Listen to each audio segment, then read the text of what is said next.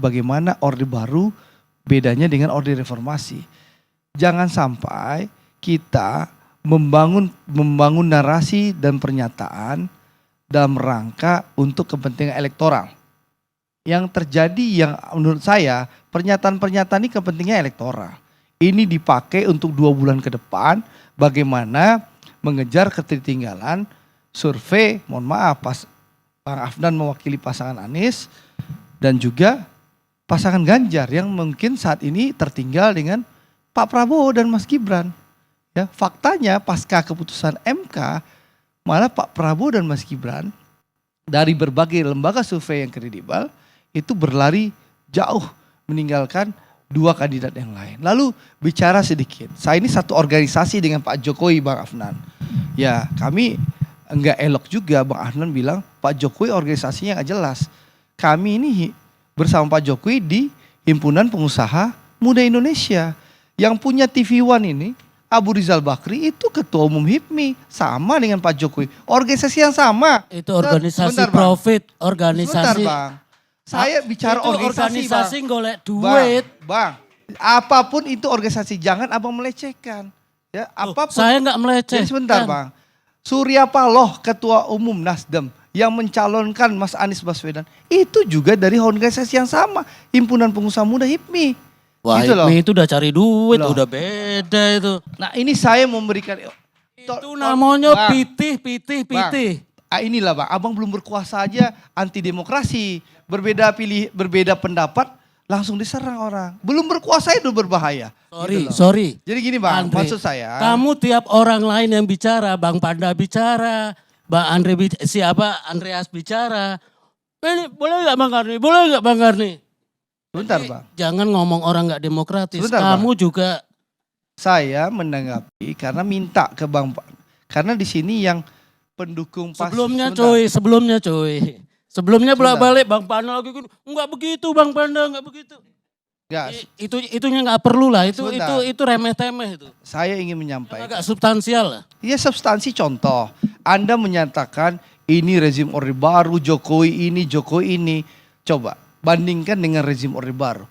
Rezim Orde Baru itu contoh acara begini kita mengkritik pemerintah secara terbuka pasti udah dibubarkan. Zaman Orde Gitu. Baru. Ini Rocky Gerung ini sama Harwib. Kita pernah dulu satu forum di mana namanya Puncak. Kita mau pura-puranya nih. Mau meruntuhkan Orde Baru. Nggak ditangkap. Kita demo di Jogja berkali-kali. Gantung Soeharto. Nggak ditangkap. Begini Pak. Brotoseno bilang teman saya, maksudnya Soeharto tukang bakso. Jadi nggak ada itu. Jadi gini Bang. Acara-acara seperti ini tentu dilarang oleh pemerintah. Ya, tidak mungkin ada kebebasan pers seperti ini. Jadi kita jangan karena perbedaan pilihan politik untuk kepentingan elektoral, ya, untuk mengejar survei, untuk mengejar ketertinggalan, Tidak ada. kita menghalalkan segala cara untuk milih mendiskreditkan, Amin, yang surveinya menjelekkan, Masa gitu loh. saya ngomong gini terus besok Menfitnah, surveinya gitu loh. naik. Itu. Ya nggak mungkin lah. Ya, ini DJA kan mau strategi, ini kan strategi masing-masing. Kita memahami lah bagaimana strategi untuk mendiskreditkan demi kepentingan elektoral. Memang Demi begini, kepentingan elektoral. susah banget ya mencari pembenaran untuk sesuatu yang busuk. Itu emang susah. Jadi tiap orang lagi ngomong, dia mau ngomong. Sekalinya diperlakukan seperti itu, nggak demokratis. Enggak. Ini Bang, sorry Bang. Saya menanggapi Bu Mega ya. Ada yang tadi udah saya bilang, Ari Dwi Payana. Dia bilang bebas orang berpendapat. Ini demokrasi. Menurut saya itu kurang ajar. Yang ngomong presiden kelima. Pendapat presiden kelima dengan pendapat saya beda. Pasti beda. Bahwa Bu Mega dengan saya setara di mata hukum iya.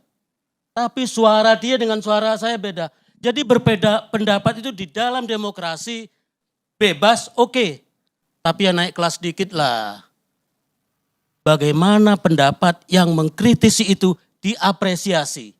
Bagaimana pendapat yang mengatakan Jokowi buruk jadi bahan evaluasi. Bukan terserah lu aja lu mau berpendapat. Karena di sebaliknya adalah Biarkan aja Jokowi mau sebebas-bebasnya. Ini demokrasi, itu gila. Jokowi ngomong mau cawe-cawe itu udah nggak bener. Mau cawe-cawe itu artinya apa? Intervensi, mau ini, mau segala macam. Jadi saya itu tolong laporkan ke Bawaslu. Wong substansinya aja sudah kita nggak percaya kok. Tolong laporkan kepada guru kelas, tolong laporkan. Enggak, ini udah rusak. Udah rusak. Tapi bahwa kerusakan ini, misalnya hari ini kita ngomong jadi nggak masalah. Ya jangan seperti itu. Maksud saya begini loh. Di kita itu kan sering Bang Karni. Melanggar etika. Etika itu di atas hukum. Tapi di bangsa ini etika itu diturunkan. Contoh ya, kalau seorang dokter praktek, dia melanggar hukum. 3 bulan dia pidana, bisa saja ada proses setelah itu dia jadi dokter lagi. Tapi kalau dia melanggar etik, dia tidak boleh berpraktek. Jadi etika itu di atas. Jadi di kita ini, nah saya mengatakan bebas ini demokrasi. Terus bebas juga dong Jokowi mau ngapain. Ini kan demokrasi. Sebentar, ini negara ini ada aturan perundang-undangan. Ya. Aturan itu sudah berkali-kali. Itu jelas. Sudah berkali-kali. Aturan itu bahwa jelas. sekarang Jokowi masih bertahan bukan karena aturan dia langgar itu. Bukan. Bang, aturan itu kalau mau dirubah, itu melibatkan seluruh partai politik yang ada. Nah abang tahu partai penguasa di DPR itu namanya PDI Perjuangan Bang. Itu fakta. Ini juga kesalahan ya Bang Karni. Masyarakat kita mengatakan PDI adalah pemenang. PDI itu juara kelas. Kalau pemenang itu 50% plus 1. Ruling party, otomatis Jokowi itu harus tunduk sama partai PDI Perjuangan. Jadi kita agak inilah, jangan ikut yang ini kan PDI partai pemenang. Enggak, tapi bahwa PDI ranking 1. Faktanya Bang, jangan boleh kita berbeda pendapat. Sebentar Om Karni. Ini pendapat terakhir ya. Banyak bicara. Pendapat terakhir. Saya tanggapi. Tidak ada masalah perbedaan pendapat ya. Jadi kita menghormati, saya hanya menggarisbawahi ya.